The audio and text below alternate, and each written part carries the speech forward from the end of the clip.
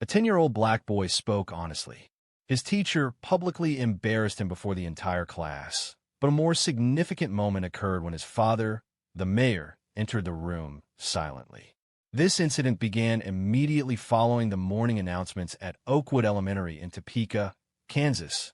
The bell had just sounded, and the noise of chairs moving and students taking their places echoed throughout the classroom. Mrs. Trudy Holbrook was positioned at the front, arms crossed as usual, tapping her pen against the whiteboard. She was a teacher known for her rigid approach, prioritizing rules over warmth. For most students, she was acceptable, strict, but reliable. 10-year-old Malik Jefferson was seated by the window in the third row back. He was one of those students who didn't speak often, but when he did, people paid attention. Not because he was boisterous, but because he always conveyed his thoughts with purpose. He felt a surge of quiet satisfaction that morning. The night before, his dad had held a significant press conference regarding new scholarships for underserved communities. Malik had watched him on television and believed the entire city was now aware of what he already knew. His dad cared. As Mrs. Holbrook reviewed the day's plans, she announced a special visitor would be coming to the school on Friday. She stated that someone from City Hall would be present, adjusting her glasses as she spoke. They hadn't informed me of the person involved. Malik's hand rose slightly. "Yes, Malik?" she inquired, her tone already showing irritation. "I believe it could be my father," he stated calmly. "He mentioned he was traveling here this week. He holds the position of mayor." The room fell silent. Several children glanced around. One girl murmured, "Wait, is that true?" Mrs. Holbrook looked at him. She then released a brief, abrupt laugh, more of a derisive sound. "Oh, Malik, that's quite imaginative," she remarked, extending the final word as if it were hurtful. He didn't smile, didn't laugh, just sat there, eyes forward. "I'm not making it up," he said softly. "He's Mayor Jefferson," she said, her smile fading. "Malik, this is a place for learning, not for telling stories. If the mayor were your father, I think we'd all know by now, don't you?" The silence was thicker now. Some of the kids shifted in their chairs. A boy in the back let out a quiet laugh. Malik stared at the desk in front of him. His hands remained still in his lap. "Let's focus on the facts, not stories," she stated, and continued the lesson. However, the class was no longer engaged, still processing her previous statement and tone. The words were not simply dismissive, they held a sharper edge, conveying a message. "Someone like you couldn't possibly be someone like that, son." The most painful aspect wasn't the content of her words, but the swiftness with which the class embraced them. Jasmine, who typically sat with Malik at lunch, avoided looking at him for the remainder of the morning. Two boys positioned by the window murmured and chuckled each time he spoke. Malik remained silent for the rest of the lesson, not due to fear, but because he felt it wasn't worthwhile. Afterward, that same day, in the hallway, his friend Bryce approached him close to the lockers. "Hey man," Bryce said, sounding somewhat unsure. Malik didn't pause. "Yeah," Bryce acknowledged slowly. She didn't need to phrase it that way. Bryce looked down, thinking she believed he was lying. Malik offered a hesitant shrug, suggesting she tell the principal. Would it make a difference? For a moment, Bryce couldn't respond. Inside the classroom, Mrs. Holbrook resumed teaching as if nothing had occurred. She likely assumed the incident was resolved. A student had made a false statement, and a teacher had corrected him. Case closed. But that's the nature of words. They don't always fade when the school day ends. The events didn't remain confined to the classroom, as someone beyond those walls had become aware of what occurred and intended to speak out. By Thursday morning, Malik felt uncomfortable. He woke up early, as he always did, dressed, and sat through breakfast with his mom, who observed his unusual quietness. He remained largely silent. He wasn't one to express complaints. That wasn't how he was raised. Nevertheless, a weighty feeling settled in his chest. The feeling lingered, the sting of speaking honestly and being met with derision. As he entered room 204, Mrs. Holbrook had already begun writing the warm-up exercise on the board. The classroom appeared identical to the previous day. The same rows of desks, the same posters on the walls, the same teacher present. Yet, something felt different. Students whispered more frequently than usual. Several glanced in Malik's direction before quickly averting their gaze. He noticed Jasmine whispering to a classmate, her eyes flickering towards him, a giggle escaping her lips. Then came the moment that reignited the tension. Mrs. Hallbrook started a history lesson, focusing on community leaders and local government. The situation felt heavy with irony, enough to fill the entire school. As she wrote the names of elected officials on the whiteboard, she briefly looked at Malik and gave a smile, but it lacked warmth. You know, she said, addressing the class, we should always be cautious about feigning a different identity. Honesty is particularly crucial for significant positions, such as mayor or governor. She refrained from mentioning his name, yet the effect was unmistakable. Every eye in the classroom shifted toward Malik, as if by design. He remained composed, lowering his head and recording the date in his notebook. Let's return to the facts, she continued, her smile unwavering. It's easy for anyone to claim they're the mayor's child. That assertion isn't enough. Verifiable evidence is what truly matters. A chuckle arose from somewhere in the rear of the classroom.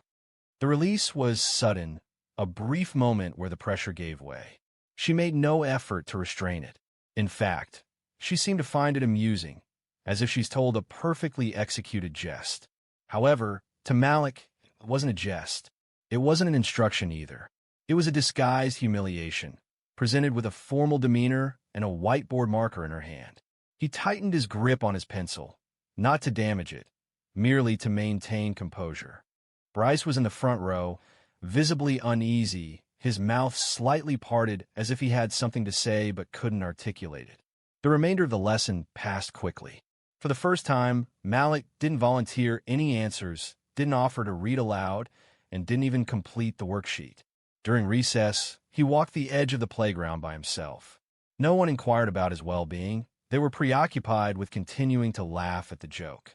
Bryce rejoined him again, close to the jungle gym. You really should tell someone I did, Malik said. Who? My mom. Is she going to call the school? She told my dad. Bryce blinked. Wait, the mayor, Malik nodded. There was a pause. What's he going to do? Malik looked out past the fence. He said I should keep showing up. That sounded simple, but it hit hard. Malik didn't need his dad to yell or storm the building. He needed to know someone still believed him. And he did. That afternoon, while students engaged in silent reading, Mrs. Hallbrook introduced the topic of respecting authority. She posed several questions and then stated, and naturally, we must not pretend to be someone we are not to achieve that authority. Such actions would be dishonest and disrespectful to genuine leaders in our community. She then made eye contact with Malik for a moment that felt deliberate and directed towards him. He looked up at her and then lowered his gaze to his book. Mrs. Hallbrook turned away, likely believing the issue was resolved. Perhaps she thought her brief remarks had restored order to the classroom, that the lesson had been conveyed, and her authority reasserted. However, she was unaware that another individual had listened intently and was approaching to ensure the lesson she believed she was imparting would be entirely revised.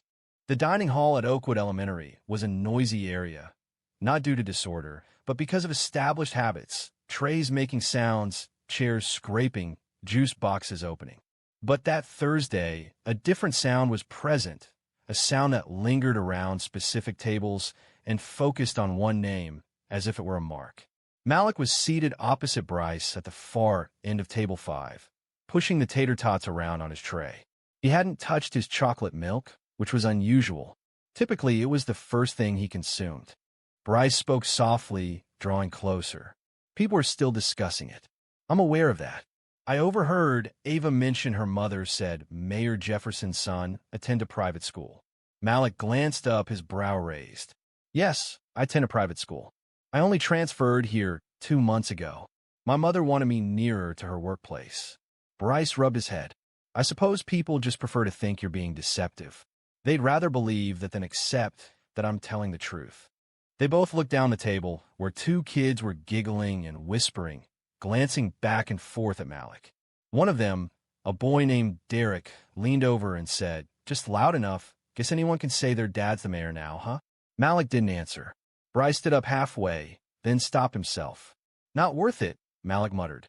The whole room felt colder, even though the sun poured through the windows like any other day, but kids had a way of carrying an echo.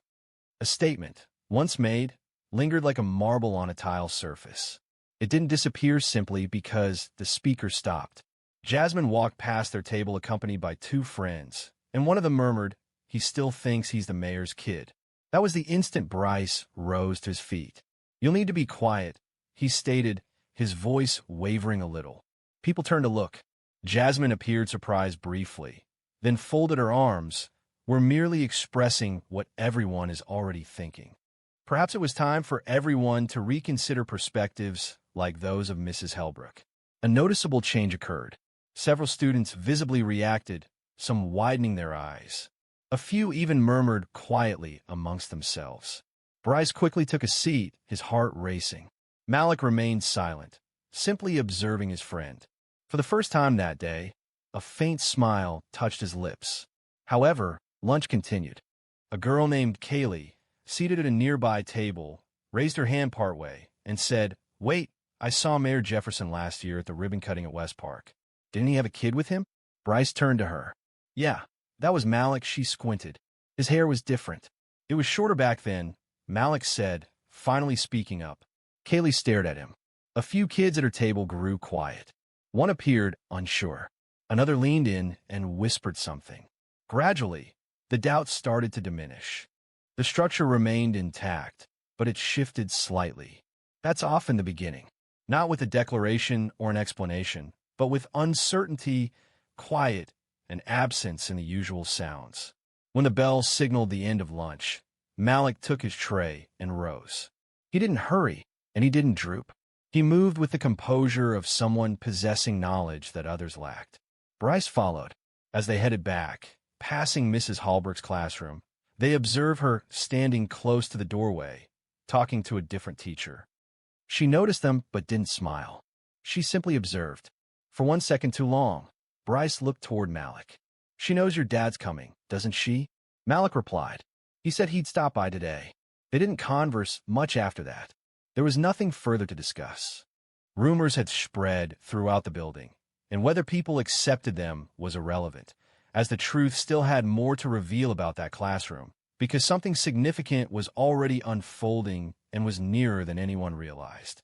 By the time Anthony Jefferson entered his office at City Hall that Thursday morning, his phone had already buzzed twice. Carla, his assistant, was waiting, holding a folder and wearing the concerned expression she reserved for sensitive matters. "It's about Malik," she stated even before he had removed his blazer. Anthony paused. "What about him?" Carla quietly closed the door. "You might want to sit down." He remained standing. She opened the folder, which contained 2 printed emails. One was from another parent concerning an incident in Mrs. Hellbrook's classroom. The second message came from the school secretary, a person Anthony had known for years, informing him about a situation where his son was being questioned in front of others by his teacher concerning his family history.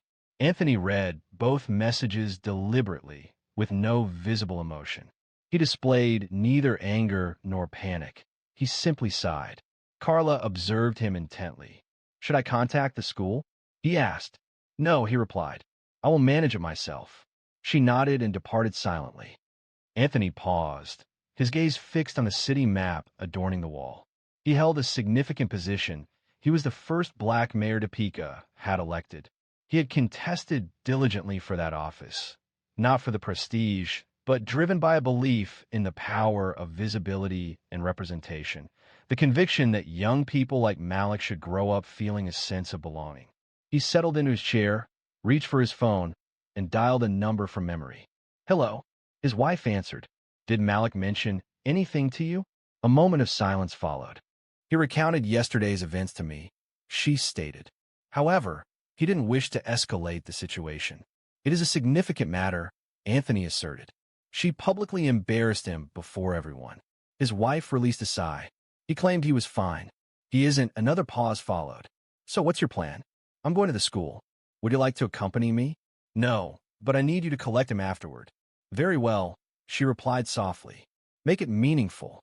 He ended the call, rose, retrieve his navy suit jacket from the back of the chair, and adjusted his tie in the mirror. The situation wasn't intended to be argumentative. He avoided unnecessary disagreements. However, certain teachings require direct interaction. As he exited the building, two aides attempted to detain him with urgent requests, but he dismissed them with a courteous yet resolute gesture. "This will be brief," he stated. The driver opened the vehicle door for him without prompting. No inquiries were made regarding his destination, yet they understood, judging by his expression, that it held significance. The journey to Oakwood Elementary proceeded in silence. As the car entered the school's visitor lot, several students were concluding recess. He observed Malik across the yard, heading toward the building with another boy. His demeanor appeared more subdued than normal. Anthony did not signal, nor did he speak. He simply watched. He waited in the front office for a brief period as the receptionist placed a call to room 204. She offered him coffee. He refused. After 10 minutes, a hallway aide directed him through the corridor. He proceeded deliberately, not due to apprehension, but to observe his surroundings.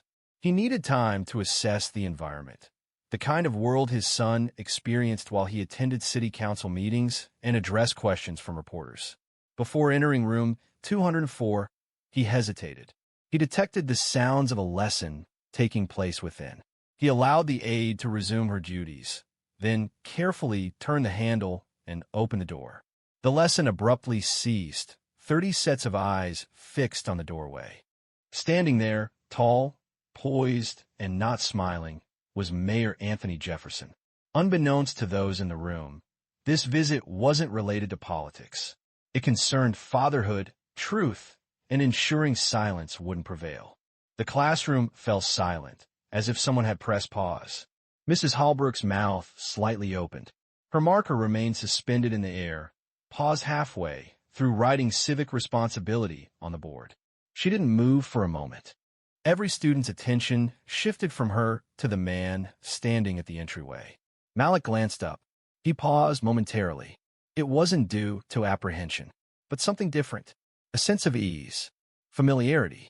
The way his father occupied a space wasn't with loudness or spectacle. It was with an inherent quality, a kind that didn't solicit focus. It simply existed. Mayor Jefferson entered, without haste, without agitation. He didn't appear upset. He didn't appear self-satisfied. He appeared like a man who was fully aware of what had been stated, and who wanted it to end. Mrs. Holbrook initiated the conversation. Mayor Jefferson, acknowledging with a single nod, responded, "I'm sure it is."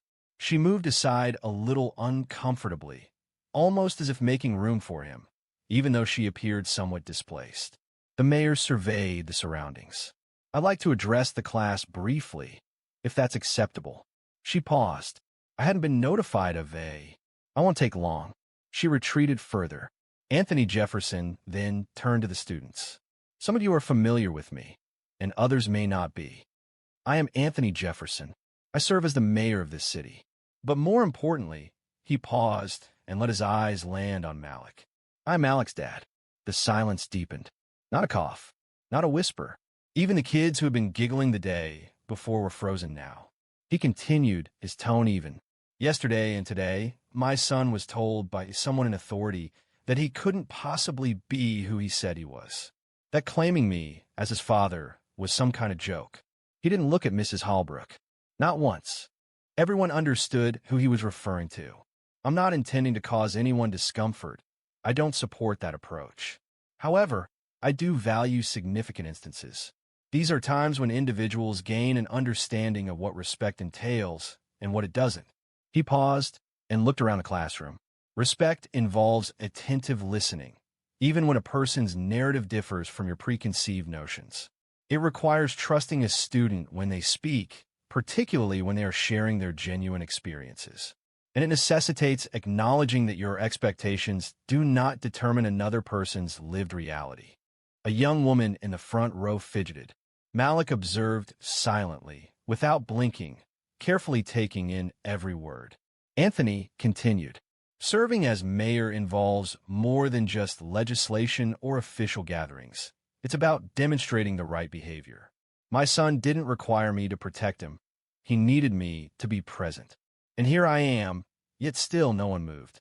Then, gradually, he turned to address the woman seated at the room's front.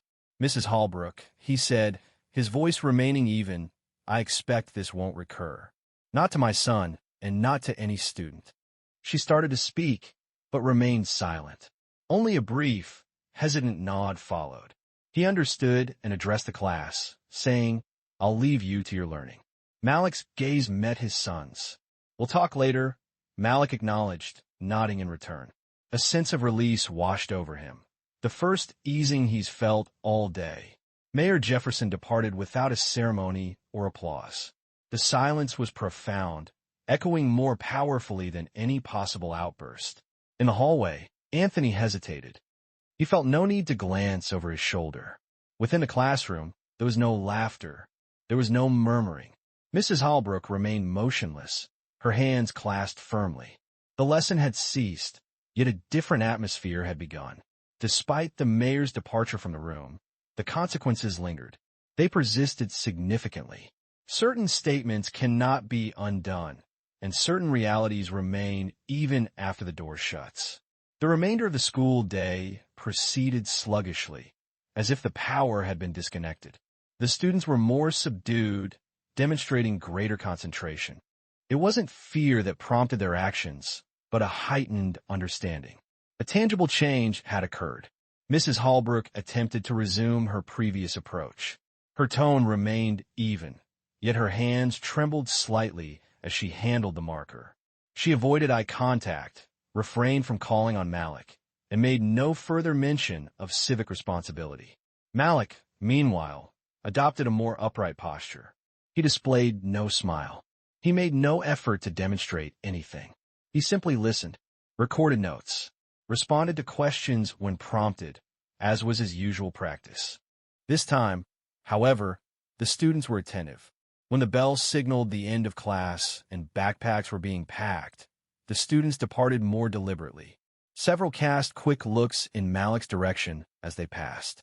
A few offered a quiet, "See you," or gave subtle nods of acknowledgement. Jasmine paused near the door, appearing as though she desired to speak, but ultimately left with her friends. Bryce remained near Malik's desk. "Are you all right?" Bryce asked. "I'm fine," Malik replied. Then he didn't raise his voice. Bryce affirmed. It wasn't necessary. What resonated most with people was the manner in which Mayor Jefferson entered that classroom, conveyed what was necessary, and departed without raising his voice. There was no yelling, no intimidation, no theatrical display. He simply stated the truth. And truth requires no amplification. It only needs to be spoken. Subsequently that afternoon, Mrs. Holbrook sat alone at her desk as the halls emptied. Her fingers paused above her keyboard, a blank email draft displayed before her. The expression in Anthony Jefferson's eyes lingered in her thoughts.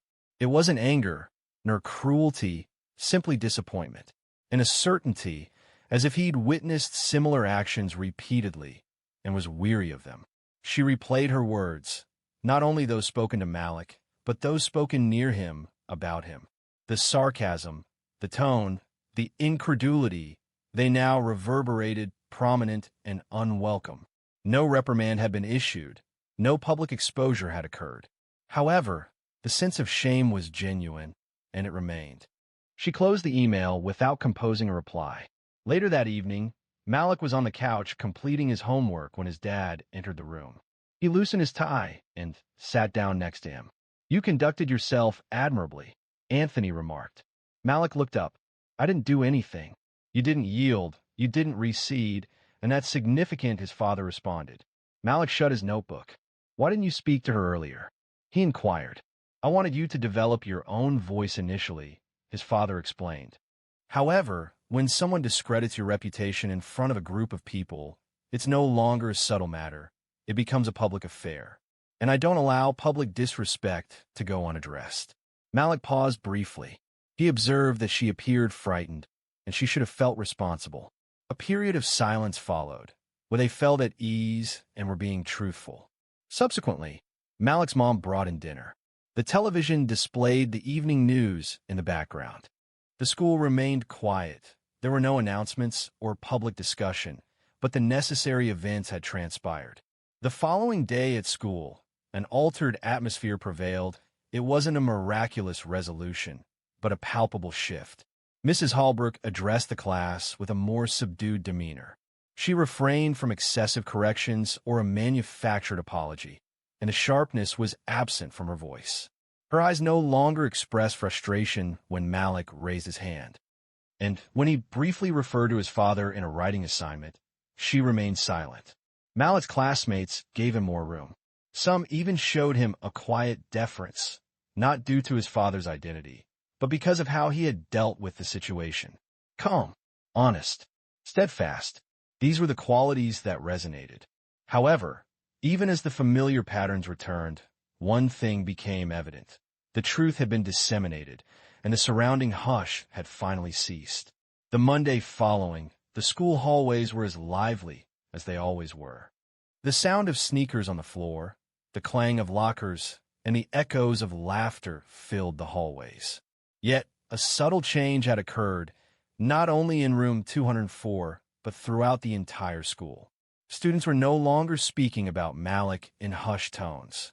Instead, they observed him with a different kind of attention, not with the air of legend, not with the amusement of a shared joke, but with the recognition of someone who had faced a challenge head-on and remained steadfast. Malik walked through the hall with Bryce, as was their usual routine. But Bryce was the first to recognize it. Students seemed to make way a bit faster. Some even offered silent nods as they passed. It wasn't from fear, it was a sign of respect. It wasn't solely because Malik's dad held the office of mayor, it was Malik's own quiet confidence, which needed no justification. At lunchtime, Jasmine finally went to their table. "Hey," she said, holding her tray. Malik looked up. "Hi." Malik paused. "I just wanted to say, I didn't mean to laugh. I didn't think it was amusing. I don't know." He reassured her. "It's all right," he said. "Just, please don't participate next time." She acknowledged him, seeming slightly ashamed, and left. That's the nature of change. It doesn't always manifest as a significant event. Occasionally, it comes through uncomfortable dialogues and understated choices.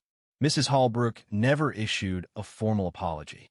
However, during the subsequent week, she began phrasing her inquiries differently. She included Malik more frequently. She smiled, but not with that rigid, artificial expression.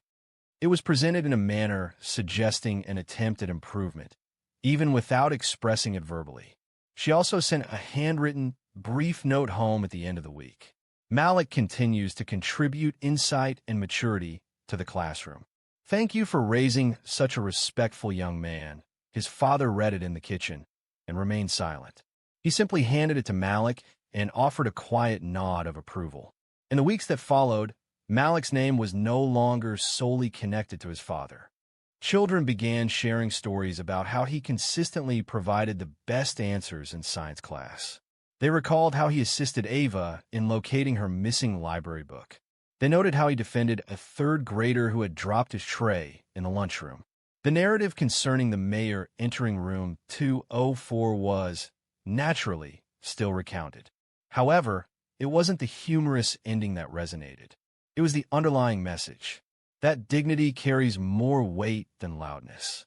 That truth doesn't invariably require corroboration, but warrants acknowledgement. It's important that even a classroom, particularly a classroom, should not be a place where someone is told what they cannot be. Malik did not revisit the matter. He didn't need to. He demonstrated what needed demonstrating.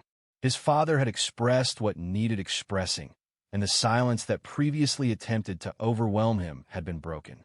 Several weeks later, during an assembly concerning leadership, the principal highlighted the significance of presence. She refrained from naming anyone, yet all those seated in the folding chairs understood the subject of her remarks. Prior to their departure that afternoon, Bryce turned to Malik and quietly said, "You know she was referencing you, correct?" Malik offered a slight shrug. "Perhaps." Bryce smiled. "The next occasion someone accuses you of dishonesty, I'm merely gesturing towards the door and anticipating your dad's arrival." Malik chuckled. No way. Next time, I'll address it personally. And he was sincere. While his dad had walked in that day to say what needed to be said, Malik had done something even harder. He stayed. He sat through the laughter, the whispers, the weight of being doubted. And he never faltered. And that kind of strength doesn't come from titles or headlines. It comes from knowing who you are, even when someone else tries to rewrite your story. Some bruises fade, but lessons, the ones worth remembering, they last a lifetime. If this story resonated with you, please subscribe and share it with someone who would benefit from hearing it. Stories like this are important, as respect, identity, and truth should never be compromised. Marlene Daniels paid for her first-class seat in full. However, when she was discreetly requested to move to the rear of the aircraft, she did not cause a disturbance. The remaining passengers did, and social media quickly followed suit. Marlene Daniels was not a woman who desired much. She had never been. This was true when she dedicated 32 years to Birmingham Public Schools and remained true when she raised 3 children on a teacher's salary following her husband's passing. She was reliable. She was resilient. At the age of 72, she had finally learned to do something she'd often advised others to do: take up space. This was the reason she purchased the ticket. Her granddaughter, Alia, was graduating from Purdue University in West Lafayette, Indiana. Alia was the first in the family to earn a degree in environmental engineering. It was a significant occasion, and Marlene, she planned to attend, positioned prominently, dressed in her best Sunday clothes, and cheering as she once did at those high school basketball games. She had flown previously, certainly, but always in coach. Always quiet. Always practical. This time, however, she reserved a first-class seat. She paid in full. She selected her spot by the window. It wasn't about luxury. It was about presence. It was her way of stating, I'm still here. I'm present. Walking through the gate at Birmingham Shuttlesworth Airport, she appeared like someone who knew who she was. She wore gray slacks, a pearl gray sweater, small gold earrings, and a leather handbag that bore the marks of years of careful use. Her hair, silver and neatly arranged, was styled in a low twist. A smile touched her lips as she greeted the gate agent. A smile offered not from obligation, but from a genuine desire to be considerate, even when faced with unkindness. "Good morning, Miss Daniels," the agent said, scanning her ticket. She appreciated the formality. Miss Daniels. It still carried a certain dignity. As she entered the plane, several passengers in the front cabin briefly looked up. A few offered smiles. A man, appearing to be in his 40s, gave a courteous nod. Seated across the aisle, a younger woman wearing a denim jacket and chunky boots was reading a magazine. Marlene located her seat, 2A, and made herself comfortable. She carefully placed her bag beneath the seat in front of her, adjusted her sweater, and gazed out the window. The sky was clear. That felt like a positive omen. Flight attendants moved along the aisle, arranging luggage and engaging in brief conversations. One offered her a water bottle. "First time in first class?" she asked, her smile seeming practiced. Marlene quietly laughed. "Is it that noticeable?" She responded. "You look wonderful," the attendant continued. "Just wanted to say welcome." Marlene nodded graciously and redirected her gaze toward the window, her thoughts drifting to Alia's smile and the swift passage of time. It felt like only yesterday she had been in the front office of Jefferson Middle, observing her granddaughter twirling in her chair while completing paperwork. She relaxed, her hands resting calmly in her lap. Everything appeared tranquil, orderly, and correct. Then a voice broke the stillness. "Excuse me, ma'am," a flight attendant stated, differing from the initial attendant. The attendant was young, blonde, with an expression that was difficult to interpret. Marlene looked up. "I'm so sorry, but there appears to have been a seat assignment mix-up. Please move to seat 19C. Marlene blinked, seeming to question if she's understood correctly. "I'm sorry, could you repeat that?" she asked. "There's been a change. A late passenger arrived. The system assigned you to this seat in error. We require this seat to be free." Marlene remained perfectly still. Her voice remained even, and her eyes didn't show any displeasure. She reached into a bag, retrieved the paper boarding pass she always printed, and displayed it. This is my assigned seat, 2A. It was paid for and chosen by me. The attendant looked at it, then checked the aisle. I understand. I truly do, but we're aiming to resolve this swiftly before takeoff. The woman in the denim jacket, seated across the aisle, lowered her magazine. She observed her sitting there prior to anyone else boarding. She stated softly. Marlene remained still. Not yet. Her fingers rested on the chair arms, applying just enough pressure to keep her steady. I'm not attempting to cause disruption, she said calmly, but I reserved this seat months ago. The attendant leaned in slightly, lowering her voice. Ma'am, if you could please cooperate, we'll get this sorted. We just need you to move for now. Then, without another word, a man appeared. Tall, white, neatly trimmed beard, dressed in business casual, holding a laptop bag, and looking impatient. The attendant gave a small, practiced smile. Right this way, sir. But Marlene hadn't moved. Not yet. Marlene's fingers remained curled tight around the armrests.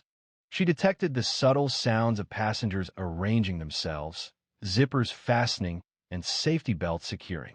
Yet, the atmosphere surrounding her felt heavy, resistant to movement. The man now stood almost directly in front of her seat, looking down with an expression that was a blend of confusion and annoyance. This is two-way, right? He asked, looking towards the flight attendant, but not Marlene. Yes, sir, she replied. Just a minor misunderstanding. We are resolving it now. Marlene spoke with composure, but her voice conveyed firmness. How is this addressed? The attendant attempted to maintain a pleasant demeanor. We simply require you to take seat 19C. It remains a satisfactory seat, and we will ensure you receive compensation for the disruption. Disruption? Marlene lifted her eyebrows. Being asked to vacate the seat I paid for in front of a completely full plane after I had already been seated? That is not a small matter. The man finally made eye contact with her. He did not speak, just gazed. And something about that silence, easy for him, unsettling for her, felt significant. Ma'am, the flight attendant repeated, her voice now more assertive. Please. Marlene glanced around. Silence filled the cabin, but eyes were fixed on her. The man seated across the aisle appeared uneasy, fidgeting in his seat. The younger woman with the magazine continued to stare. She didn't desire to create a disturbance. It had never been her way. She had always instructed her students to overcome embarrassment with grace, not noise. At this point, she questioned what she would be conveying if she were to leave unnoticed. However, her dignity couldn't sustain the entire journey. Marlene carefully released her seatbelt, retrieved her bag, and rose. The flight attendant sighed, clearly relieved. Thank you, she stated, and moved to allow the man to take the seat, where he opened his laptop and straightened his tie as if it were a routine occurrence. Marlene held her back straight as she walked along the narrow aisle, passing rows of strangers who didn't meet her gaze. She arrived at row 19, located seat C, and put her bag under the seat without a word. The chair was smaller, situated nearer the restroom, noisy, confined, and not at all what she had anticipated. She settled in quietly, feeling a stinging in her eyes. A man seated across the row, a teenager wearing headphones, looked at her with a questioning expression. She gave him a weary smile. A weight settled in her chest, not from the seat itself, but from the lack of surprise. She had hoped, perhaps naively, that circumstances had changed. That at her age, following her considerable contributions to others, she wouldn't need to demonstrate her right to what she had purchased. She glanced down at her hands, noticing a slight tremor. Her wedding band remained on her finger, even after so many years. She had raised 3 children, 2 of whom were now professionals. She had dedicated her life to her students, writing letters to parents, staying late to tutor. She had broken up fights, buried students lost too soon, taught kids how to believe in themselves even when the world didn't. But here, on this plane, she was just someone to be moved out of the way. The captain came over the speaker, giving the usual welcome. Flight time to Indianapolis, 1 hour and 42 minutes. Seat backs upright, tray tables locked. Marlene leaned her head against the window. She remained silent, her gaze fixed. Then, a subtle change occurred. "Excuse me?" The voice came from the woman wearing a denim jacket, who had now risen to her feet. "Hello," she said, her tone clear enough for Rose to hear. "What transpired here doesn't feel right." Marlene turned, visibly surprised. The woman continued, gesturing towards the front. "That lady had her seat initially. I observed her checking in and taking her assigned seat. She presented a printed boarding pass. And you all moved her? What was the reason for that?" A moment of silence followed. Several passengers glanced upward, seemingly attentive. A flight attendant hurried over, attempting to soothe the woman. "I understand your concern, but we're trying to keep things moving," she said. "No," the woman responded, her voice rising. "You moved her because you believed she wouldn't speak out. But I will," and she wasn't alone anymore. The cabin, which had just moments before been filled with the quiet rustle of carry-ons and pre-flight conversation, was now utterly silent. Marlene remained still. She remained in 19C, uncertain whether to feel embarrassed or thankful. Perhaps both. She observed the woman, appearing to be in her mid-30s, with a confident posture and eyes filled with frustration, firmly holding her position. "I'm sorry," the woman continued, now speaking to everyone nearby. "But you can't ignore what just occurred. You moved that woman from her purchased seat, offering no reason. And this man," she indicated towards two, simply walked in as if everything was normal. The gentleman in the seat glanced up briefly, adjusting his cufflinks. He remained silent. "Why?" the woman insisted. "And I want the rest of the plane to hear, because this isn't correct." The flight attendant paused. She began to speak, but then glanced around. Passengers were turning to look. Phones appeared. A red-haired teenager 2 rows back had his camera aimed directly forward, recording openly. A mother with a toddler leaned in and whispered to her husband. People's gazes were moving. Tension increased. Suddenly, a voice from row 3 interrupted. "She is correct." A man, appearing to be in his late 40s, with a beard streaked with gray and wearing a worn Detroit Tigers cap, rose partially from his seat. I observed it as well. She was already present, holding a boarding pass. "You moved her without justification, and honestly, I am not satisfied with that." The flight crew exchanged looks. Another attendant, taller, older, possibly more experienced, approached, placing a hand lightly on the younger woman's arm.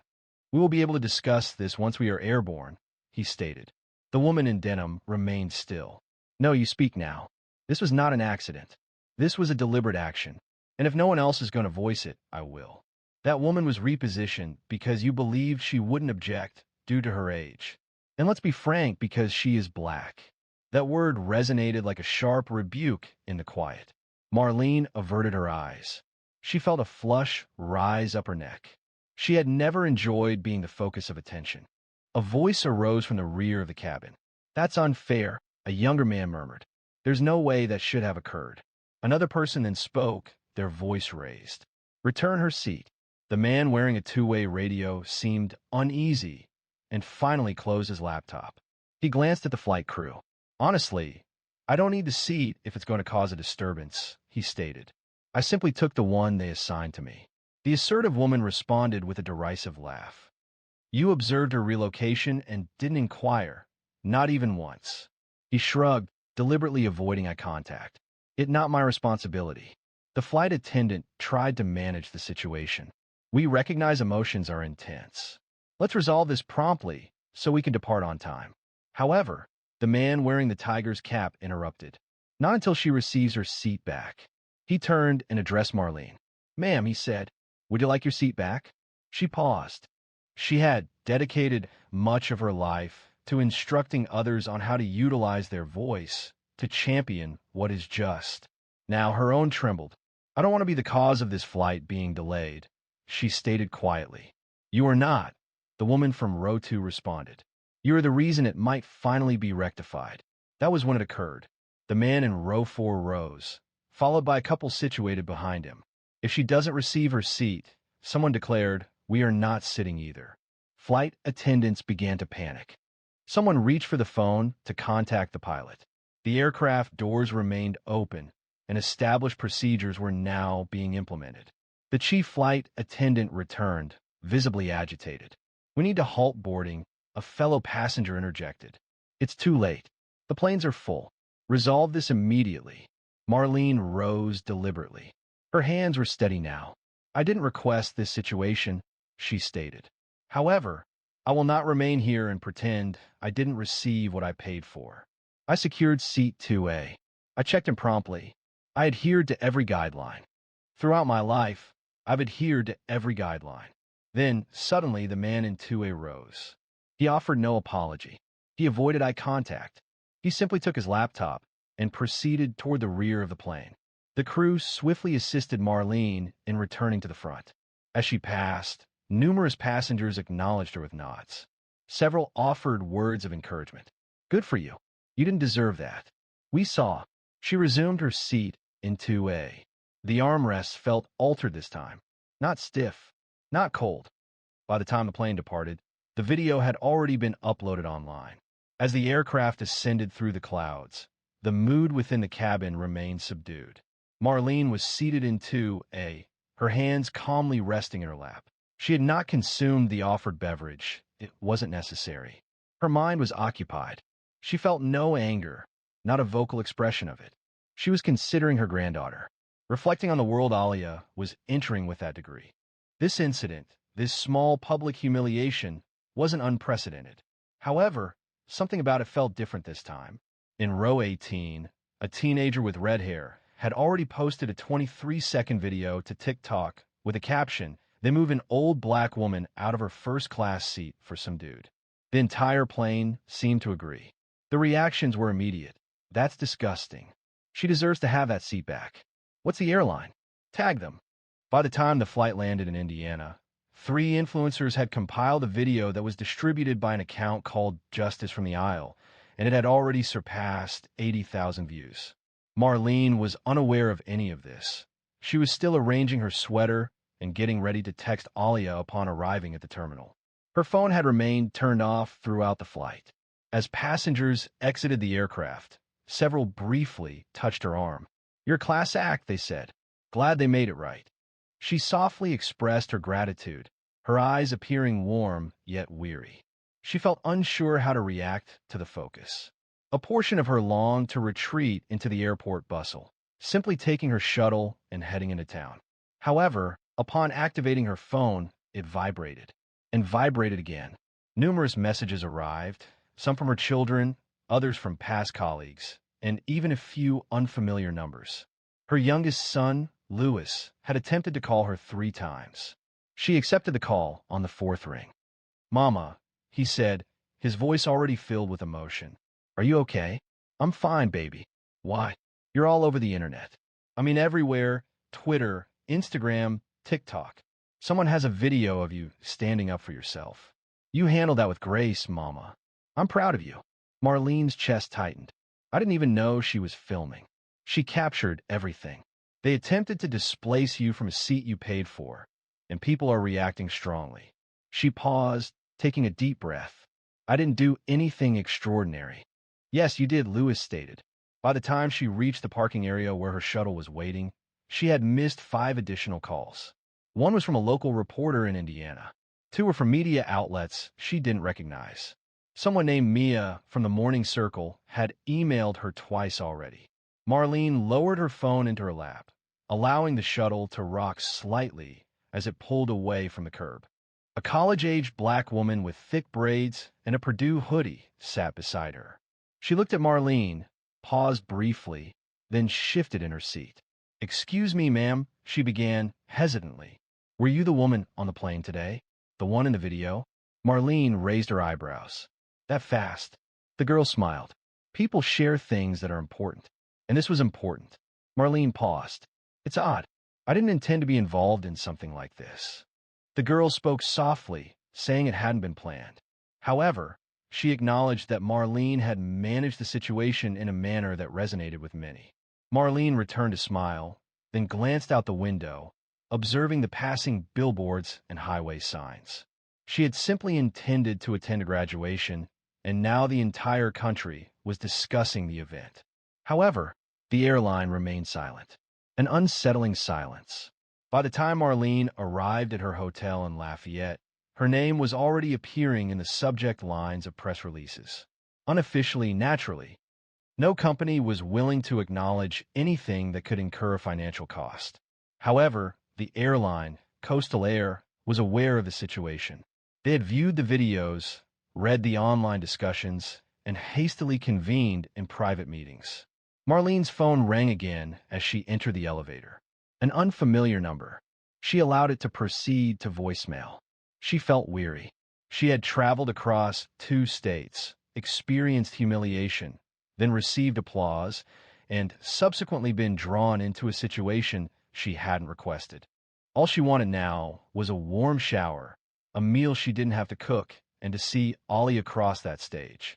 Her room overlooked a small park where families walked dogs and students tossed frisbees. The sun was dipping behind the trees. Marlene watched for a moment before sitting down and turning on the TV. Local news was already on. The video, now exceeding 2.3 million views in under 12 hours, depicts what seems to be an elderly black woman being requested to relocate from her designated seat in the first-class cabin to make room for a younger white passenger. Other passengers on board stepped in, and the woman was ultimately returned to her original seat. She silenced the notification. Her phone vibrated again, a text from Lewis. Coastal Air has released a statement. It's underwhelming. She clicked the link. The official statement read, "We are aware of the incident on board Flight 482 today involving a seat assignment confusion. Coastal Air is committed to fair and inclusive treatment for all passengers and is reviewing internal procedures. We apologize for any inconvenience experienced." Inconvenience, she whispered, shaking her head. That word again. She remembered all the time she'd written real apologies in her career, when a teacher lost their temper, when a parent was left unheard. She avoided using that term, especially after incidents occurred. That evening, she accepted a phone call. Marlene Daniels? The voice was distinct and resolute. It belonged to a woman, professional in tone. Yes, speaking. This was Nina Morgan. I'm a producer with Midday Matters. We're interested in having you on our show tomorrow morning, just to briefly discuss your experience. It won't be intrusive. You're seen as representing something larger, and people are paying attention. Marlene hesitated. I'm not a symbol, she replied. I know, Nina responded, her voice gentle and sincere. That's why her refusal of the interview felt significant, at least for the time being. A quiet impulse arose within her. She had dedicated her life to assisting others in expressing themselves. Perhaps now was her opportunity to speak out once more. The following morning, she composed a handwritten note. It was brief, a single page in length, but each word was carefully chosen. She began with the sentence, I wasn't trying to go viral. I attempted to see my granddaughter. She spoke about dignity, about how simple it is to overlook older individuals, about what it feels like to be marginalized, not for the first time, but for the 1,000th. And she concluded with this. I spent decades telling young people they were important, that their presence was important, that they belonged. I still believe that. But sometimes the ones who forget are not the students. It's the people who think they're in charge.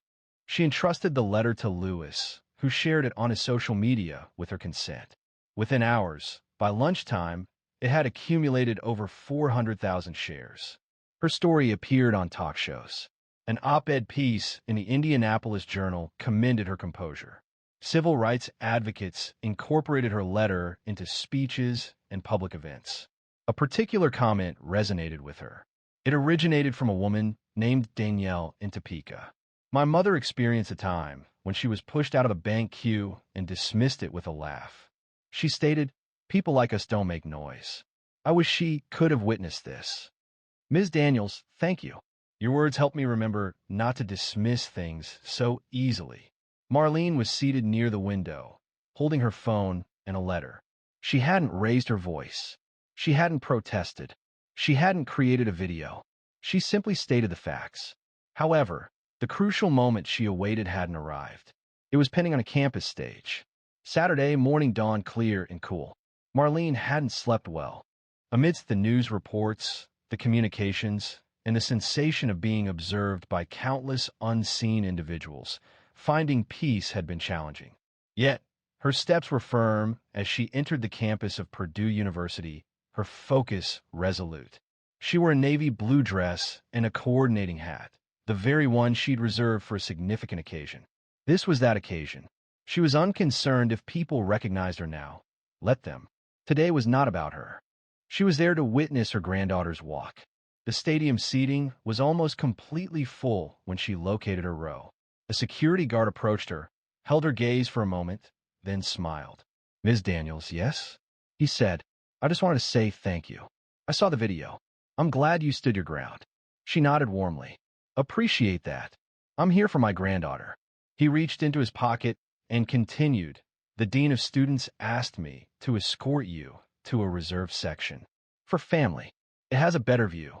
Marlene paused, questioning, "Reserved for whom?" He smiled. "For you." She followed him upwards to the front rows, just behind the stage, where a simple seat was designated with a folded card. "Mrs. Marlene Daniels, guest of honor." She blinked, her heart skipping a beat. It wasn't a spotlight. There was no podium, just a seat, and it belonged to her. Offered, not taken. Shortly, the ceremony commenced. Names were announced. Gowns flowed. Applause resounded. Then, Alia Denise Daniels. The name resonated through the air like a church bell. Marlene watched as her granddaughter advanced. Tall, radiant, her eyes gleaming under the weight of her own accomplishment. She saw her grandmother, and for a split second that proud smile wavered, only to return, fuller, brighter, and glistening with tears. Following the ceremony, the family assembled beneath a cluster of trees near the quad. Her sons were already debating who was taking whom to dinner. Her daughter-in-law was adjusting her youngest shirt. Alia hurried to her and embraced her grandmother's waist, almost dislodging the hat. "You made it," she murmured. "Naturally I did," Marlene responded. "Do you imagine a seating error would prevent me?" They laughed, lingering in the embrace. Alia retreated, her eyes glistening. "I witnessed everything, Grandma. The videos, the letter. I'm receiving messages from students at school, professors, classmates, individuals I don't even know. You've instigated conversations." "I didn't attempt to," Marlene stated. "I simply didn't want to remain silent anymore." Alia concurred. "Perhaps we don't always have to raise our voices. But when we do speak, people should pay attention." Later that afternoon, while gathering her belongings back at the hotel, Marlene received a formal letter slid under her door. It bore the Coastal Air logo in an embossed design. The letter contained an offer, an invitation to speak at their annual Equity and Training Summit, with all expenses covered. They described it as an opportunity to elevate the discussion. She read the letter twice, then folded it neatly and placed it in her purse. The next day, she called the number provided. "Ms. Daniels, we're honored you returned our call," said a representative. "We'd love for you to be our guest speaker. Your story, your grace, has moved thousands." "I'm flattered," Marlene said plainly, "but I won't be attending." The woman on the other end paused. "May I ask why?" Marlene responded, "I wasn't moved to speak for your company. I spoke because my dignity fell out of place in row 19. She concluded the call softly and settled onto the bed's edge, observing a small group of children playing in the park across the street. The wind swirled leaves in lazy circles. She didn't require a public forum. She had already conveyed her message, and it was apparent without explicit statement. This time, the seat wasn't withheld from her. It was presented. She simply declined to occupy it. However, there was one final matter she needed to address. The information wasn't shared with the airline, nor with reporters. It was for all of us. The morning she flew back home, Marlene sat quietly by the airport window, observing the activity on the tarmac. Luggage carts, fuel trucks, a slow taxiing plane with its belly full of untold stories. She sipped coffee from paper cup, her hands now steady. The commotion had subsided. News cycles had moved on. Trending topics had displaced her face with fresh headlines. And that was acceptable. Marlene's actions weren't motivated by a desire for attention. They stemmed from an internal resistance to diminishing. Her phone vibrated again. It was another message from an unknown sender, a retired nurse in Arizona. The message read, "I've spent my whole life apologizing before I even spoke. Thank you for reminding me I don't have to." Marlene reread the message, then put her phone away and surveyed the terminal. People passed by her, pulling carry-on bags, enjoying lattes, and holding onto their children's hands. Most didn't recognize her. She wore her usual gray sweater and pearl earrings, nothing extravagant. Yet, if one observed carefully, there was a certain quality to her demeanor, a quiet strength that surpassed mere physical bearing. She recalled the many years she had dedicated to assuring her students they mattered, instilling in young black girls the importance of carrying themselves with confidence, articulating their thoughts with precision, and refusing to allow others to diminish their worth. She believed she had concluded imparting this guidance upon her retirement. She was mistaken. Self-respect is inherent. It isn't acquired through achievement or dependent on positions, designations, or connections. It isn't bestowed by unfamiliar individuals, and it cannot be compromised when circumstances deem it problematic for another. It is rightfully yours, regardless of whether others acknowledge it. That was the core principle. It resonated not only with those who observed her movement down the plain aisle, but with the reserved individuals. Those who suppressed their dignity countless times in checkout lines, boardrooms, waiting rooms. Those who've been subtly indicated to relinquish their seat, either physically or figuratively, to someone deemed more significant. Marlene's story wasn't concerning revenge. It wasn't reflecting anger. It wasn't even focused on that man or that airline. The memory centered on the decision she made, resolving that she wouldn't remain silent for anyone. Just before her flight was scheduled to board, she rose and stretched. A young girl close by gently pulled on her mother's sleeve and murmured, "That's the lady from the video." Marlene offered a slight smile. It wasn't a broad smile, nor one seeking acknowledgement. It was the type of smile that conveyed, "I am aware of my identity." As she proceeded toward the gate, the same flight attendant from her initial journey appeared, though in a different uniform on a different day. The woman looked up, a flash of recognition in her eyes. She offered a brief nod. Marlene stated simply, "Good morning." Nothing more, nothing less. A lengthy explanation wasn't necessary. Applause wasn't required. She possessed something more valuable: serenity. As the gate opened and boarding commenced, Marlene didn't hurry. She waited patiently. She proceeded deliberately, and, upon reaching her row, yes, first class once more, she positioned her bag under the seat, took a seat, and gazed out the window. The sky stretched endlessly. She remained silent for the entire flight because she felt no need to speak. Occasionally, the most impactful declaration is simply holding your place, particularly when others anticipate you to relinquish it. Therefore, if you're hearing this and you've ever felt diminished for asserting yourself, recall Marlene Daniels. Not because she became widely known online, but because she never increased her volume, and yet everyone understood her. If this narrative resonated with you, please share it. Speak when you are able. Remain in your seat when required. And most importantly, never allow another person to determine when your dignity is present. Two men believed it was amusing to embarrass a mother in front of her children, until a mechanic, wearing a grease-stained shirt, quietly stopped them in front of everyone in the store.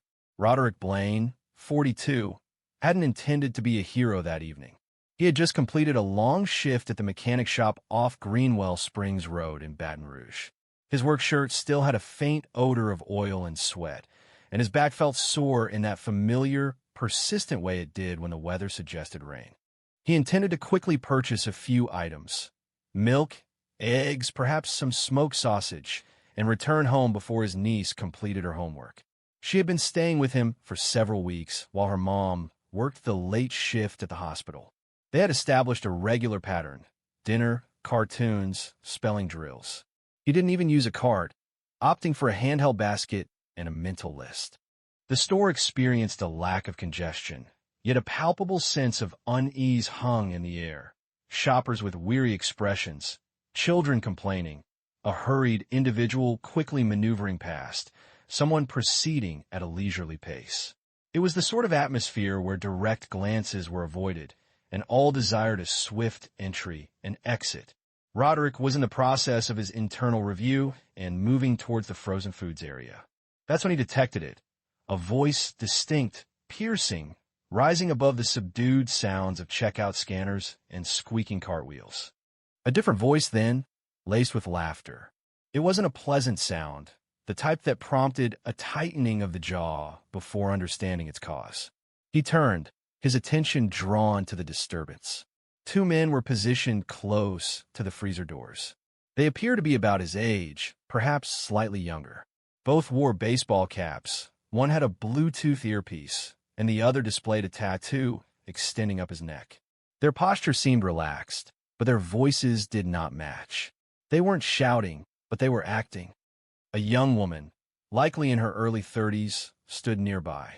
She was wearing a faded hoodie and attempting to manage two children, a toddler in the cart and a boy around 7 years old holding on. Her daughter was upset. Her son looked down at the floor. The woman held her SNAP card tightly. Roderick initially struggled to understand every word the men spoke, but their tone conveyed their message. They said she should have waited for a man before having so many children. He thought she likely had a different partner for each child. The man with the earpiece quietly laughed, shaking his head as if the woman were a joke. Roderick halted. He stood there, 2 feet from the frozen peas, one hand still holding his basket. He observed the woman's shoulders become rigid, her jaw tighten. However, she didn't acknowledge them. She focused on her daughter, gently moving the cart back and forth as if it were a cradle. Silence filled the space. No one intervened. He looked around the aisle. The sound registered. A teenage cashier briefly looked up. An older woman close to the produce section stood motionless, feigning interest in a label. The moment lingered, as if everyone hoped it would simply disappear. It did not. Roderick advanced. He didn't move towards the woman, nor towards the man. Just forward. His heart began its familiar, heavy rhythm, the one that accompanies the confusion of anger and shame. He recognized this feeling. It wasn't precisely the moment, but it felt similar. Different people, a different location. Still, the core message remained. He observed as the young man gently pulled at his father's coat. "Father, may we simply leave?" He crouched down, murmured something into his ear. His voice was quiet, and his hands trembled slightly as he reached into his wallet. Silas paused. He wasn't one for conflict. Not since 1998. But something about that young man's tone. Something about the way he inquired, "Can we just go?" As if the disgrace was theirs, not the adult men. It evoked a feeling within. And suddenly, Roderick forgot about the milk and eggs. However, before he could speak, the man with the earpiece added something. A statement that halted Roderick again, this time for a completely different cause. The man with the earpiece remarked, audible to several shoppers in the aisle, that if she allocated less time to accessing food stamps and more to employment, perhaps she wouldn't require assistance. The delivery of his statement was significant. He spoke loudly, seemingly intending for the entire store to overhear. The impression was that he aimed to publicly shame her. Roderick's hand tightened around the basket, his knuckles turning pale. He remained positioned back, partially obscured by the end cap displaying canned soups. From his vantage point, he observed the woman's profile. Her cheekbones were prominent, her mouth set in a firm line. She refused to offer them the gratification of a reaction, yet her tension was palpable. Her son held her waist tightly, as if securing her position. The other man, identified by the neck tattoo, bumped his companion and scoffed, "Don't waste your breath. She's probably just going to sell that food to buy a new wig." Roderick blinked. He paused, thinking he might have misunderstood. But no, that was what he had said. Still, no one reacted. The teenage cashier averted her gaze. The woman examining the fruit labels now intently checked her phone. A young man pushing a cart filled with Gatorade steered clear of them, as if avoiding something he couldn't see. It felt as though everyone was attempting to vanish. The mother tried to remain composed. She didn't raise her voice, nor did she succumb to despair. She deliberately gave her card to the cashier, her gaze fixed on the small display as if her well-being hinged on it. The toddler had become still, aware of the strained atmosphere. Roderick released a deep breath through his nose. He was observing a woman being openly humiliated for needing assistance.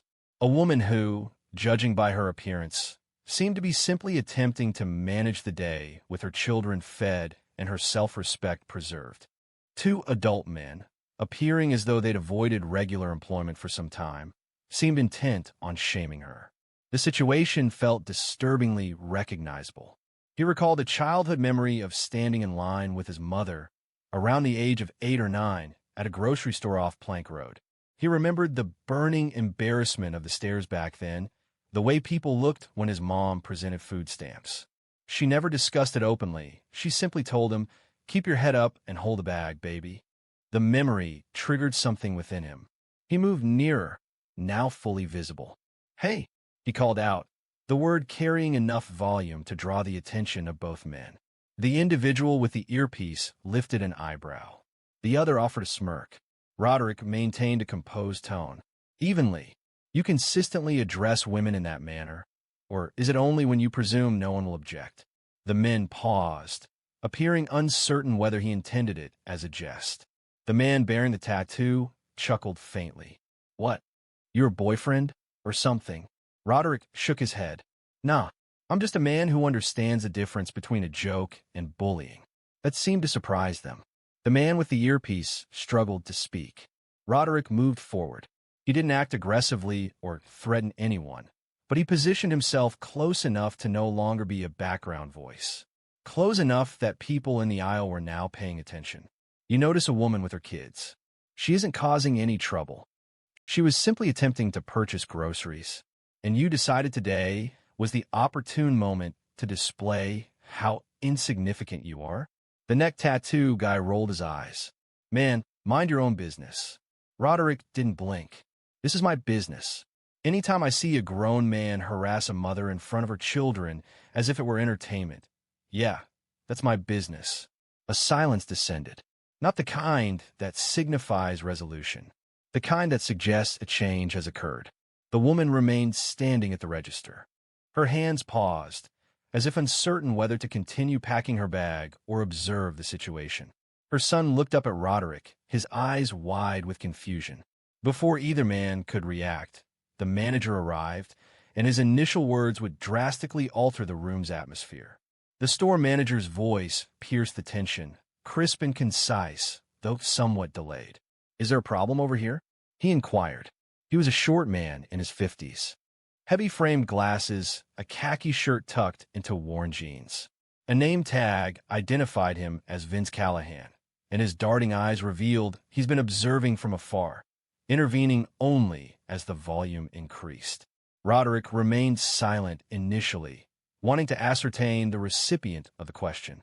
The two men straightened slightly, seemingly realizing they may have overstepped.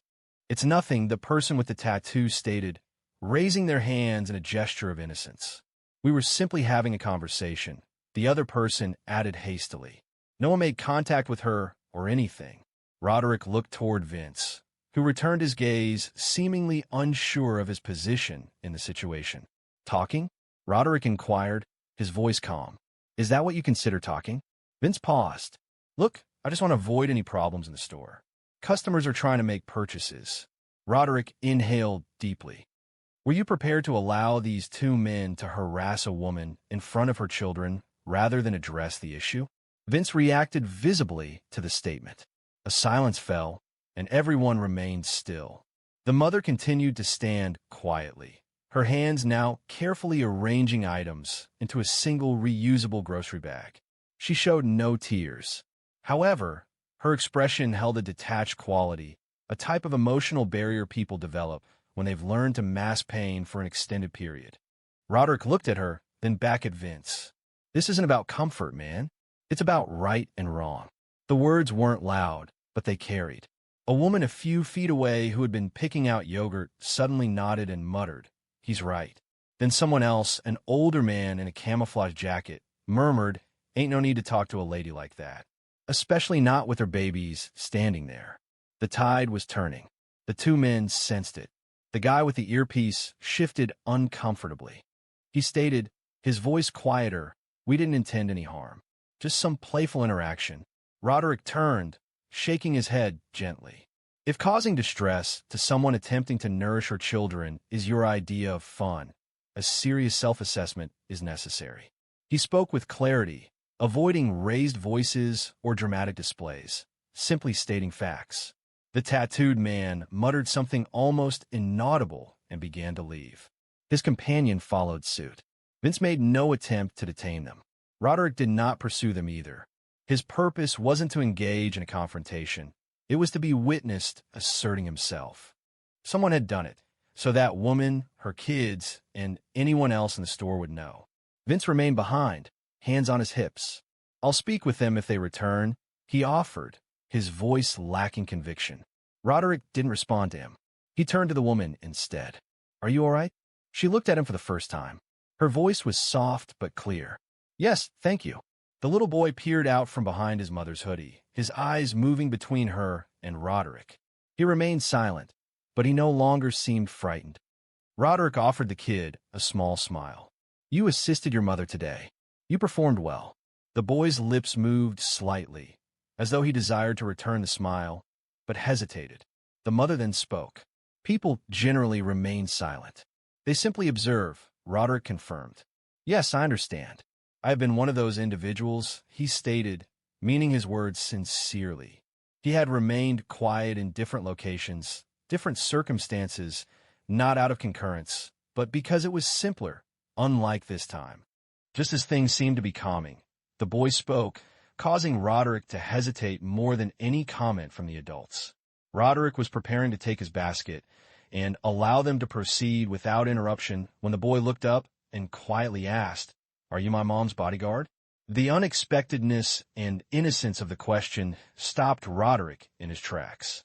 The woman immediately turned, her eyes widening. "Baby, please don't say that." Roderick chuckled softly, not in derision, but in genuine surprise. He knelt down to be at the boy's eye level. "No, I'm not your bodyguard," he said, "but I noticed something that seemed amiss. And sometimes, when something is wrong, it's important to speak up." The boy appeared puzzled. "Even if it's not your mother," Roderick paused. "Particularly if it's not your mother." The mother retrieved her bag and reached for her son's hand. "Say thank you," she murmured, her voice remaining calm, but detached. "Thank you," the boy replied. His voice was softer now. Roderick rose, observing their preparations to depart. The toddler had fallen asleep against his sister's shoulder within the cart. The mother offered him a courteous nod, then refocused on her children and proceeded towards the door. Roderick remained standing for a moment longer, his basket dangling limply in his hand. His anger had subsided. He felt weary. Weary of encountering individuals who believed they could utter whatever they pleased to whomever, without repercussions. He was weary of seeing children learn those lessons without realizing it. He also felt frustrated by missed opportunities, moments that required the courage to speak up. He walked down the bread aisle, but suddenly everything felt wrong. He no longer felt like shopping. His appetite had disappeared near the frozen pizza. He drifted towards the self-checkout, considering he might just grab a drink, something cold, and leave. As he turned the corner, he saw them once more, the mother and her children, positioned by the vending machines close to the exit. She was searching her purse, likely looking for coins. Her son was sitting on the bench, softly rocking his sleeping sister. Roderick lessened his pace. A portion of him desired to continue walking. He believed he had already fulfilled his responsibility. However, something about her expression. It wasn't fear. It wasn't anger. It was weariness. The kind of weariness that doesn't dissipate with rest. The weariness that accumulates over years of being overlooked, criticized, and disregarded. He moved closer, deliberately. "Got enough for the machine?" he inquired. She looked up, visibly surprised. "Oh, I was just checking if I'd change," she explained, adding, "I told him he could choose a snack if he waited patiently." Roderick reached into his pocket and produced a few wrinkled dollar bills. "Let me assist," he offered. She paused. "I didn't request," she began, but he gently interrupted. "You didn't." "I'm offering," she finished. Her expression subtly hardened. It was pride. It mirrored the clothing his mother used to wear. It was the sort of person who prefers self-reliance, yet recognizes respectful assistance when it's provided. She nodded once, her movement now with less uncertainty. Her son selected a pack of cookies and a juice. Roderick inserted the payment and observed the machine's mechanical sounds as it dispensed the item, resembling a somewhat awkward expression of gratitude. "What's your name?" she asked. Roderick extended his hand. "Tanya. Tanya Wells." A tremor passed between them, a connection felt beyond a simple meeting. Her gaze settled on him, clear and unwavering, devoid of gratitude or obligation. Just even. No response was needed back there, she observed. "I know," Roderick replied. "But I didn't want your son to perceive that silence as typical," she confessed, pausing briefly before directing her attention to her boy, who was eagerly opening a package of cookies, as if it were Christmas. "I hope he remembers your face," she said, and Roderick remained silent. He was at a loss for words. However, before he could leave, Tanya posed a question he hadn't anticipated, causing him to observe her and himself with a new perspective. "You got kids?" Tanya inquired. Roderick was taken aback by the question. It was delivered so casually, as if requesting directions. Yet, the underlying significance felt more substantial than the words suggested. He paused, then offered a slight shrug. "No, not mine anyway. My niece has been staying with me. Her mom works nights at the hospital." Tanya nodded, indicating she understood. "So you're the safe place for somebody?" Roderick hesitated. He hadn't previously considered that perspective. He wasn't intentionally trying to be a safe place for anyone. He was simply providing assistance, doing what was necessary. However, the way she phrased it caused a feeling of constriction in his chest. "Trying to be," he replied. They paused briefly in that unusual area situated between two vending machines and an automatic door, which repeatedly opened and closed as customers passed. The exterior air grew darker. The store's illumination made the location feel colder than it actually was. Tanya carefully removed her daughter from the cart, cradling her in one arm. The toddler shifted, appearing drowsy but making no noise. "You don't speak as if you're frightened," she stated. "I wasn't," Roderick responded. He didn't express a desire for a confrontation, she observed, receiving a slight smile in response. "I've experienced conflict before," he stated. "It hasn't altered much. Words did today." Roderick remained silent initially, because, honestly, he wasn't certain what the day had altered, if anything at all. The men departed as if everything were normal. Vince, the manager, offered little resistance. The majority of onlookers simply remained still and watched. However, her son had smiled, and Tanya was still present, standing tall. That surely had to signify something. At that moment, the automatic door opened once more, and the two men from before re-entered. Roderick's body stiffened immediately. Tanya's did too. She held her daughter closer. Her son slid off the bench and moved behind her, as if trying to disappear. However, the men didn't glance in their direction. They kept their gaze ahead, bypassed Roderick entirely, and proceeded toward the rear of the store. Perhaps they would return for beer, or perhaps they had simply forgotten something. They remained silent. They avoided eye contact. They didn't even acknowledge our presence. Roderick didn't pursue them. He didn't need to. Tanya released a long, deep breath. "I anticipated an attempt." "They will not," Roderick stated calmly. "Not tonight." A few feet away, the teenage cashier, the same one who had averted her gaze previously, was now maneuvering a small cart of returns toward the register. She halted as she passed Roderick. "I observed what you did," she said quietly. Roderick turned to her. She looked over at Tanya and her children. "I regret not saying anything," she thought. Roderick nodded thoughtfully. "You will next time." The girl offered a slight, almost self-conscious smile and departed. She made no attempt to turn back. Tanya looked down at her son. "Come on, dear." He clasped her hand, holding tightly onto the cookie pack. Roderick observed them as they walked towards the parking lot, the little girl now fully awake and rubbing her eyes against her mother's shoulder. Tanya glanced back once, their eyes connecting briefly. It wasn't a thank you. It wasn't a farewell. Simply a silent recognition, genuine and sufficient. He turned to depart, retrieving his overlooked basket, stepping back to do so. Yet, something felt altered. The eggs could wait. So too could the milk. As he walked out into the night, a personal realization sparked within him, a feeling connected to his past that he hadn't considered in years, triggering a memory with unexpected force. Roderick did not go home immediately. He remained in his truck in the parking lot, with the window rolled halfway down, allowing the warm Baton Rouge air to flow in as the sky transitioned from gray to black. The grocery store lights hummed behind him, fluorescent and seemingly without end, stretching long shadows across the parking lot.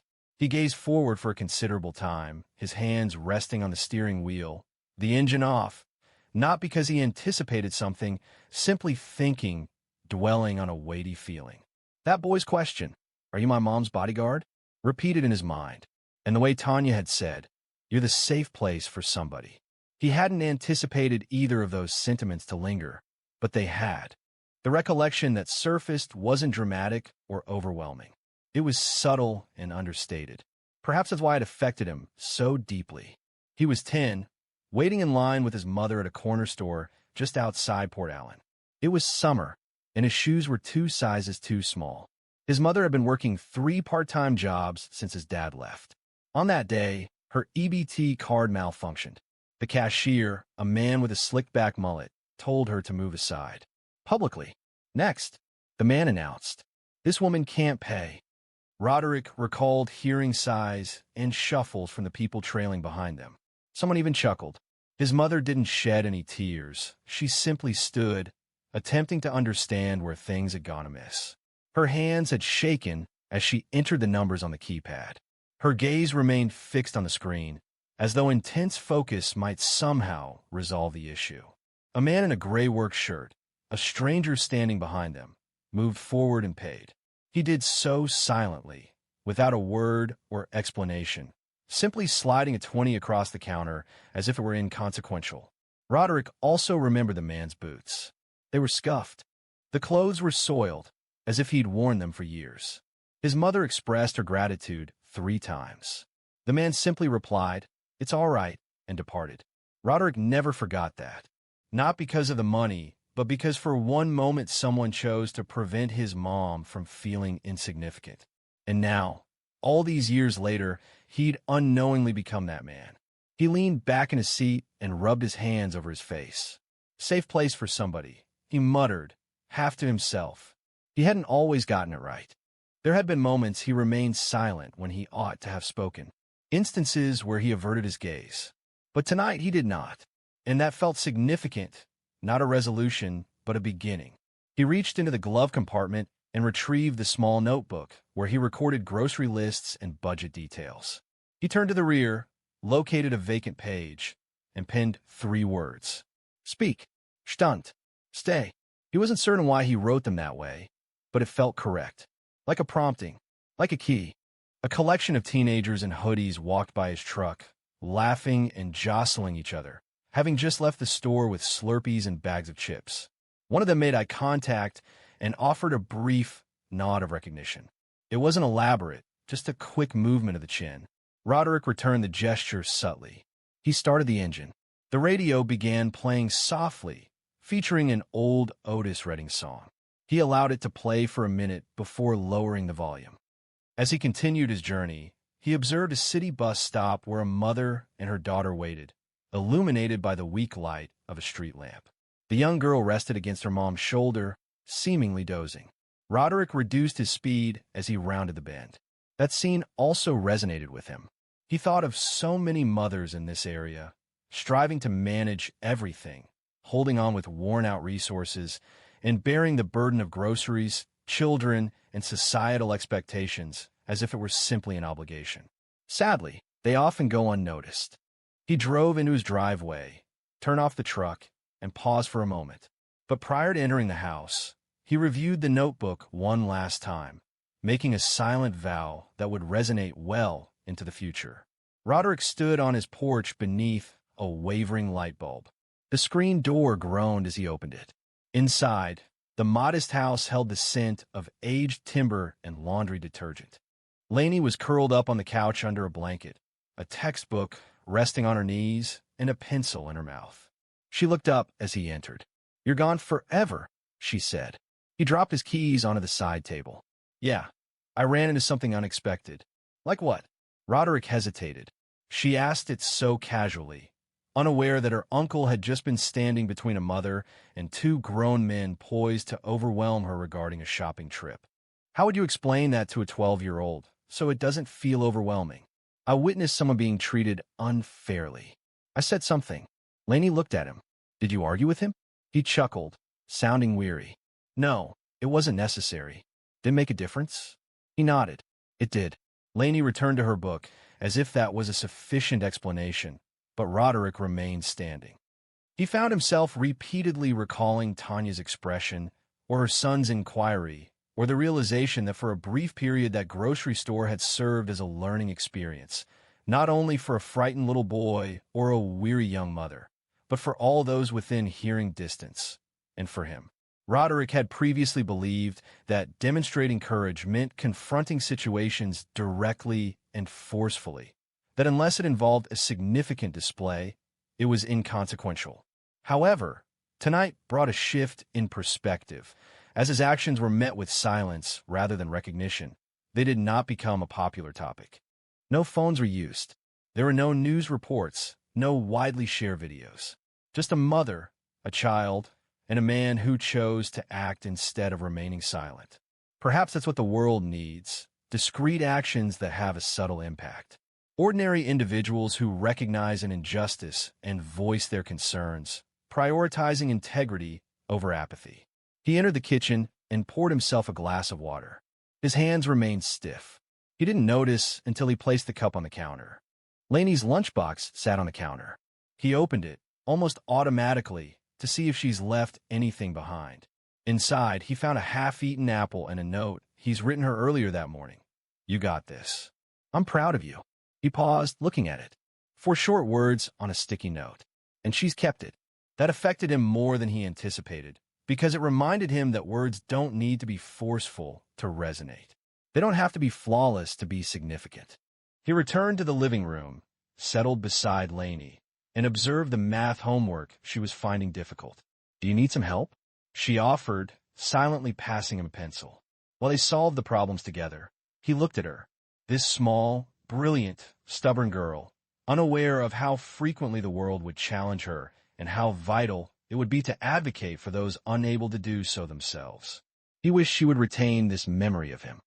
He wanted her to recognize someone who championed another person, unrelated and undeserving of such action, yet still in need of protection. That's the essence of strength he hoped she'd see. After finishing the final problem, Lainey looked up and said, "You're like one of the good guys, huh?" Roderick smiled. A genuine smile this time. He tried to convey. She nodded, seeming pleased. "Good." A silence fell between them. The television hummed softly in the background. A dog barked once from somewhere beyond, then fell silent. Roderick relaxed against the couch, allowing the stillness to descend. He wasn't obligated to act as a bodyguard. He simply needed to demonstrate that he cared. And for this evening, that was sufficient. Should you ever witness someone facing unjust treatment and feel compelled to intervene, honor that impulse. Offer a word. Take action. Even minor deeds hold significance. They instruct. They safeguard. They are important. If this narrative resonated with you, even slightly, please share it.